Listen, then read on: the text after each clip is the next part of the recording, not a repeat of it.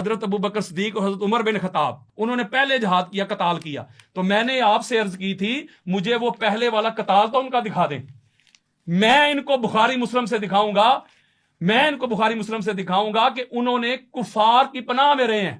جب حضرت عمر بن خطاب نے کلمہ پڑھا ہے، بخاری میں روایت موجود ہے، اپنے گھر میں چھپ کے بیٹھ گئے تھے. یار لوگ تقریریں کرتے ہیں مولوی صاحب، انہوں نے کہا کہ اب چھپ کے دین کی دعوت نہیں ہوگی، سر عام دین کی دعوت ہوگی، کعبے کی چھت پہ چڑھ کے اذانیں ہوں گی، یہ ہوں گی وہ ہوں گی.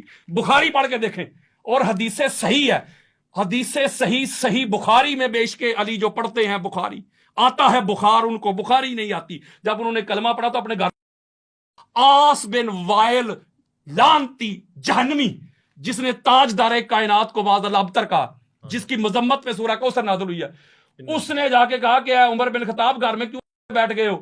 وہ کہتے ہیں مجھے میری قوم مار دے گی، میں اس لیے کہ بیٹھ گیا ہوں، میں نے تو کلمہ پڑھ دیا، مجھے قوم مار دے گی. اس نے کہا پریشان کیوں ہوتا ہے، میں تجھے اپنی امان میں لیتا ہوں. انہوں نے باہر نکل کے اعلان کیا خبردار اسے کوئی کچھ نہ کہے، یہ میری امان میں ہے.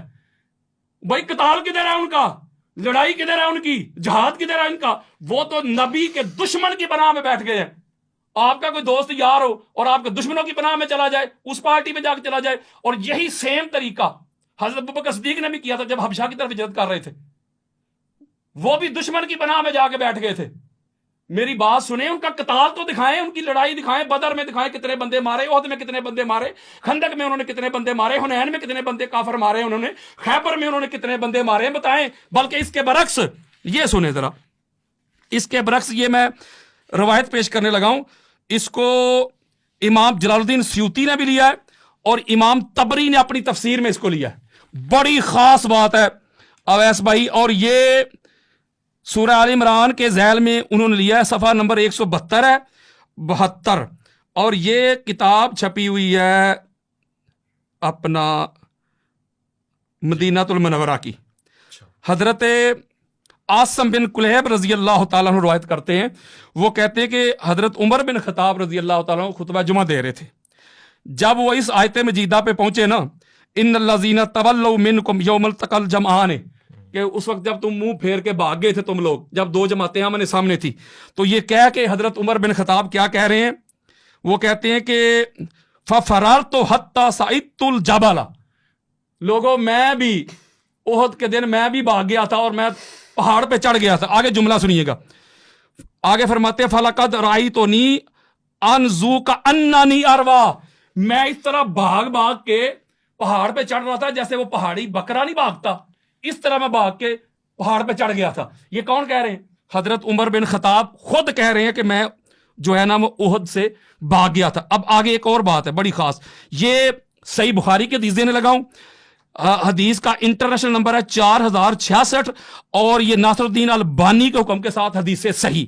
یہ بڑا معروف واقعہ ہے جو عثمان بن محب نے روایت کیا ہے کہ جب ایک بندہ وہ بیت اللہ کا حج کرنے کے لیے آیا، قال جاء رجل حج البیت فارا قوما جلوسا فقال من هؤلاء القعود، ایک بندہ آیا، اس نے دیکھا کچھ لوگ بیٹھے ہوئے، اس نے کہا یہ کون لوگ ہیں؟ انہوں نے کہا یہ قریش ہیں، یہ قریش ہیں. اس نے ایک بزرگ کو دیکھا، کہتا ہے من الشیخ، قالوا یہ بوڑھا کون ہے؟ انہوں نے کہا یہ عبداللہ بن عمر ہے. جب عبداللہ بن عمر کے پاس عمر جو بھاگے، یہ حوالہ پوچھ لیں. عبداللہ بن عمر میں نے دیا ہے آپ کے سامنے، نام لے کے دیا، میں نے توجہ نہیں تھی، میں نے نام لے کے دیا، اگلا بھی سن لیں، وہ بتاتا. وہ کون سا تھا وہ ذرا وہ بتا دیں. امام طبری جلال الدین سیوطی کی در منصور اور تفسیر امام طبری کی، دونوں میں.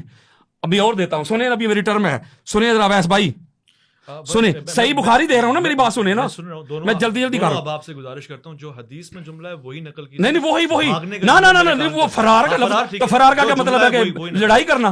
میں فرار کی بات کر رہا ہوں. یہ اب سنیں نا، یہ بات 4066 صحیح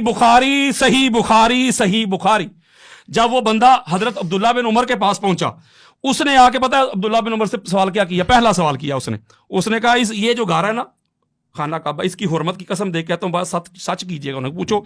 پوچھو. وہ کہتے کیا کہتے اتعلم ان عثمان بن عفان فر یوم احد، آپ اس بات کی تصدیق کرتے ہیں کہ عثمان بن عفان غزوہ احد میں بھاگ گئے تھے؟